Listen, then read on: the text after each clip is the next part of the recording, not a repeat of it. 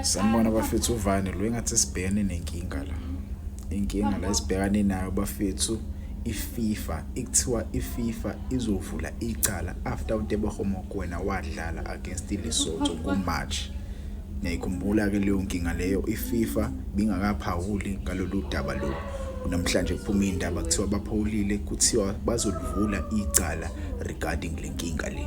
Yabo icala leli bafethu elibovu kakhulu as ama South Africans besilindele vele ukuthi iFIFA isikhiphe istatement ukuthi izolivula icala regarding yena. Yabo bese sithemba ukuthi icala ngeke livulwe but ke right now izinto kubukeka engazuthi icala lizoqhubeka. Njengoba kuchazwa la kuthiwa FIFA officially opened a disciplinary procedure regarding South Africa and Tebogo Mokoena, who featured in the March 21 World Cup qualifier versus Lesotho, despite being suspended for accumulated yellow cards. Yabo kuthiwa iSAFA and uTebogo Mokoena kumele baresponde kusalelwe izinsuku ezincane nje until September 20 ukuthi baresponde kuleli cala leli abazobekwa lona. Kuthiwa possible sanctions, it's either fines, suspensions, even a 3-0 forfeit win awarded to Lesotho. So kungenzeka ukuthi sifinwe imali ukuthi sidlalise umdlali, kungenzeka ukuthi kube nama suspensions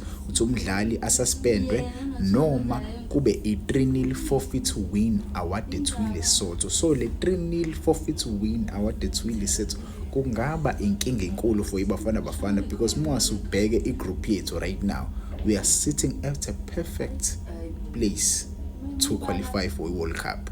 Yabo. So iFIFA disciplinary committee is now handling the matter. Handlishwa ke matter le bafethu. Kuthiwa iSAFA ayikaka comment kule indaba lezi, iLesotho nayo ayikakazi iloge icomplain after the game was already past the deadline for appeal. So in most cases iFIFA iyakwazi ukuthi ihandlishele inkinga ekanje. Iyakwazi FIFA ukuthi ihandlishele, iyakwazi ukuthi noma ama team angangaloga icala.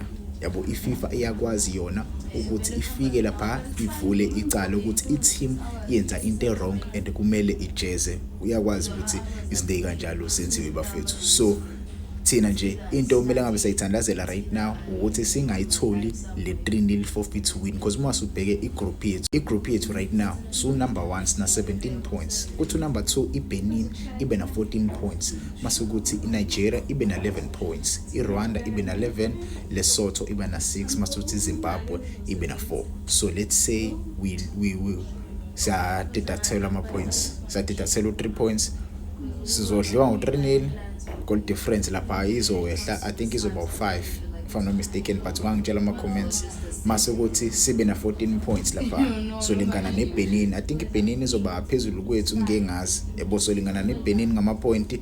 iBenin iyodlala against iRwanda the following match yabo, iphinde futhi idlale against iNigeria. So 14 I think singajabula kakhulu kulezi ndaba uma uyodlala neNigeria because nayo iNigeria ifuna ubu number 2, so bazolwa kakhulu ukuthi babe unumber 2. Yabo bazolwa kakhulu ukuthi babe unumber 2. So kuzoba imatch emnandi le for iBafana because besithandazela ukuthi iNigeria ishaye iBenin. Nathi thina mase siwine ama remaining games wethu nje o2 sikwi safe side. Thina mase siwine nje the remaining games, we are on the safe side. So let's hope ukuthi izinto zizosambela kahle. Hugo Broos nabafana bakhe mele bakutshele nje ukuthi mele awine ama games alandelayo. Yabo le game nje eNigeria it was supposed to be a game esayiwina leya. Yabo it's a pity ukuthi we didn't win that game, but we were supposed to win that game against Nigeria.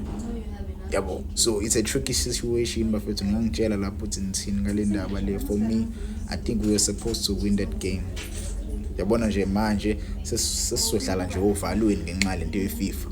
Kwakumele lento ilungiswe kudala. Right now bese sinethemba lokuthi sesizohamba nje kalula siye kwi-World Cup, kanti icala lalisalenga. So icala lakhe kumjida lethuba basheshe baliqede, thina sidlala ama matches ethu siwadlale siwaqede mase siya qualify kahle.